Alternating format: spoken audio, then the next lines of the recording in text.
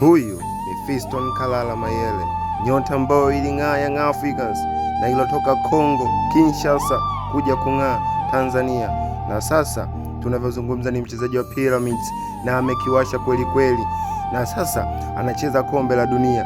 Fiston Kalala Mayele aliwatesa sana Simba, aliwatesa makipa wa Tanzania, yani hakuna beki aliyekuwa akitamani akikutana na huyu Fiston Kalala Mayele.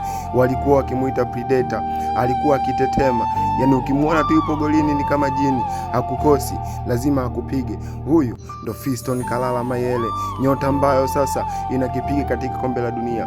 Ni Fiston Kalala Mayele ambaye alikuja na Young Africans akaingia mpaka finali ya CAF Confederation Cup na kuchukua ufungaji bora, lakini hakuishia hapo tu. Fiston Kalala Mayele alijiunga na Pyramids baada ya kuondoka Young Africans, lakini akachukua kombe la CAF Champions League akiwa na Pyramids, akiwafunga Mamelodi Sundowns. Amewatesa sana Orlando Pirates, waulize FAR Rabat, wanamjua nusu finali, aliwakandamiza kweli kweli. Lakini waulize hata Mamelodi Sundowns, Williams Lonwen anamfahamu vizuri. Huyu ndo predator, mchezaji toka Young Africans aliyekuja kukiwasha na kupata mafanikio makubwa na kushiriki kombe la dunia. Mpaka sasa huyu Tanzania inajivunia, Young Africans inajivunia akishiriki kombe la dunia akiwa pale Marekani, lakini amechukua tuzo ya mchezaji bora na ufungaji bora.